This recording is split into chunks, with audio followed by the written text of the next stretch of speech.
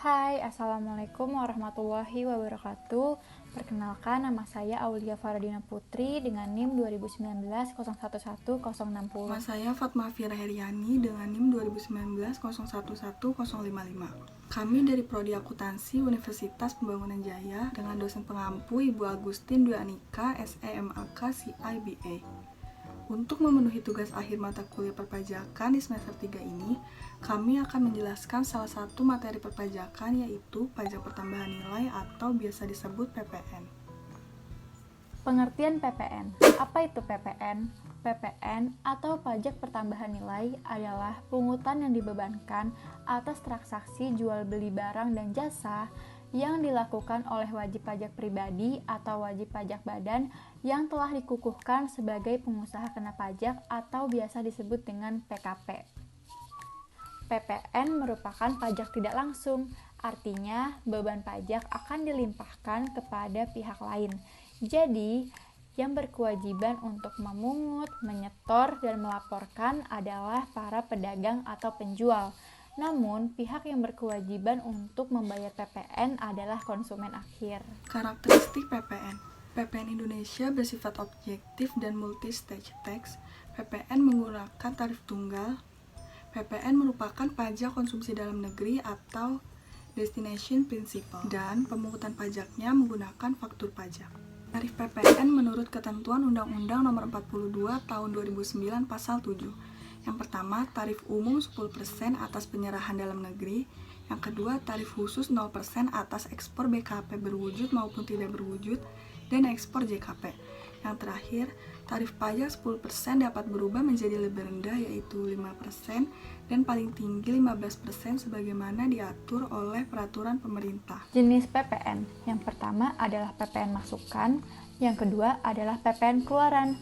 Kalau PPN masukan merupakan pajak yang dikenakan PKP ketika melakukan pembelian terhadap BKP atau JKP. Sedangkan kalau PPN keluaran adalah pajak yang dikenakan PKP ketika menjual BKP atau JKP. Menurut Pasal 4 Ayat 1 Undang-Undang PPN, PPN dikenakan atas penyerahan BKP di dalam daerah pabean oleh pengusaha, import BKP, penyerahan JKP di dalam daerah pabean oleh pengusaha, pemanfaatan BKP tidak berwujud di dalam dan di luar daerah pabean oleh pengusaha, pemanfaatan JKP tidak berwujud di dalam dan di luar daerah pabean oleh pengusaha, ekspor JKP, ekspor BKP tidak berwujud, dan ekspor BKP berwujud.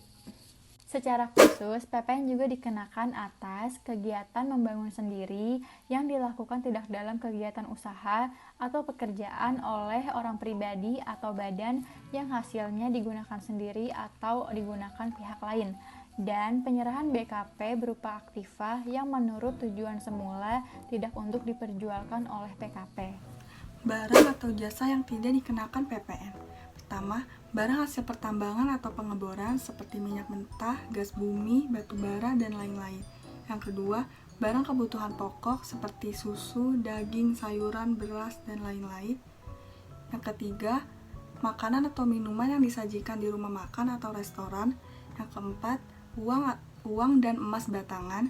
Yang terakhir, jasa pelayanan sosial, pelayanan kesehatan, jasa asuransi, jasa keuangan, pendidikan keagamaan, dan lain sebagainya.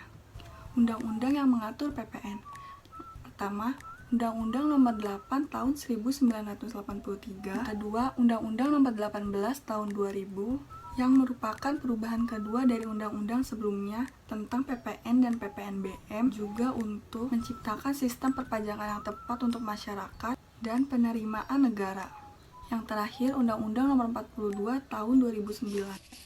Rumus PPN. Rumus PPN yaitu tarif PPN dikali dengan DPP. Contohnya, Andre menjual tunai BKP seharga 25 juta. Maka PPN terutangnya adalah 10% dikali 25 juta sama dengan 2.500.000. Jadi, PPN atas penjualan tersebut adalah 2.500.000. Nah, ini juga termasuk dalam PPN keluaran yang dipungut oleh Andre. Sekian dari kelompok kami, kurang lebihnya mohon maaf. Wassalamualaikum warahmatullahi wabarakatuh.